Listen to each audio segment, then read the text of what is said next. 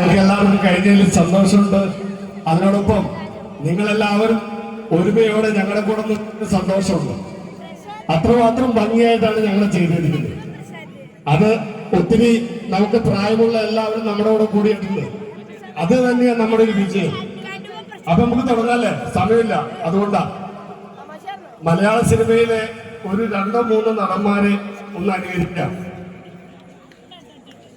അത് നിങ്ങൾക്ക് ഇഷ്ടമായാൽ കൈയടിക്കുക.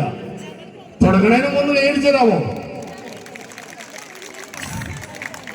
പുതിയ തലമുറയിലെ ശബ്ദമൊന്നും എല്ലാ പിള്ളേർക്കും അറിയില്ല. അപ്പൊ പഴയതിലേക്ക് പോകാൻ മതി. അപ്പോ മലയാള സിനിമയിലെ MS എങ്കിൽ അദ്ദേഹം നമ്മളെ വിട്ടുപോയി. ആ നടന്റെ ശബ്ദം ഒന്ന് ചെയ്യാം. എന്തു പറയുന്നു? മറ്റു പരിപാടികൾക്കൊന്നും പോകാനില്ല.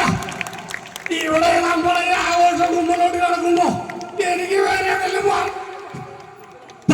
താക്കിളി മുക്കിളി താക്കിളി കണ്ടുകളിക്കണ കടലും കുട്ടിയ അക്കൊരു കളിച്ചു നേരം ചാകര എന്ന കണക്കുമട പുറഭാഗത്തരികണ നിർമ്മത്തെ പണ്ടതേപോലെ ശ്വാസങ്ങളില അമ്മടിയെന്ന് ഇരിക്കണ കൈയടിച്ച്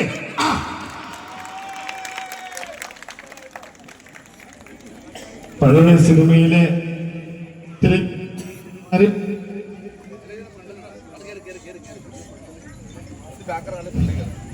ഒത്തിരി കാർമ്മന്മാരൊക്കെ ഇരിപ്പുണ്ട്. അതുകൊണ്ട് പഴയ സിനിമയില് നമുക്ക് മറക്കാനാവാത്തൊരു നടനുണ്ട് കൂടെ.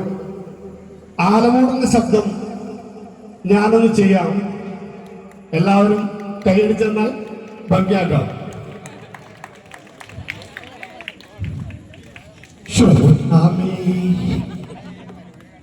എന്തൊരു തണുപ്പ്! അതാ പരാക്കം! 5 രൂപ ഉണ്ടായിരുന്നെങ്കിൽ ഒരു പറ്റിച്ചാരായും മേടിച്ചടിക്കാം. ശോശാമേ, ഒരു കുളിര് വേണ്ടേ? മലയാള സിനിമയിലെ പ്രവർത്തകാരനൊരു നടനുണ്ട്, അലക്സ്.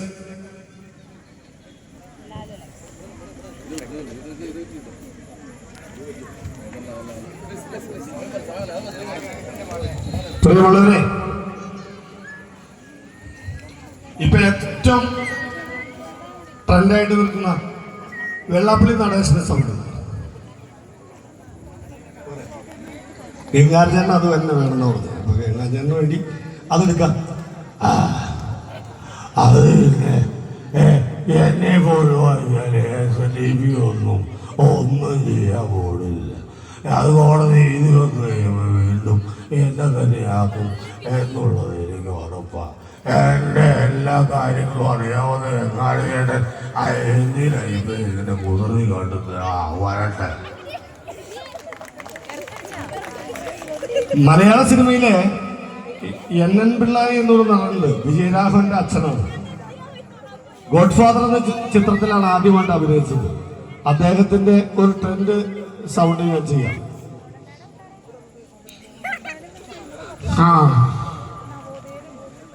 കേടി വരാൻ പറഞ്ഞപ്പോ വാല് ഉറങ്ങിട്ട് പോണോ? അപ്പൊ പോകാൻ പരിപാടിയില്ലേ? അടച്ചിട്ട് പോടാ. ഈ ഏലപ്പാറയിലെ അമ്മയും മക്കളെയും മൊത്തം നശിപ്പിച്ചില്ലെങ്കിൽ, ഈ ആനപ്പാറയിലെ അച്ചാമ്മയും കുടുംബവും നശിച്ച് കണ്ടില്ലെങ്കിൽ എനിക്ക് ഉറക്കമില്ല. വച്ചടോ. KP ഉമ്മർ,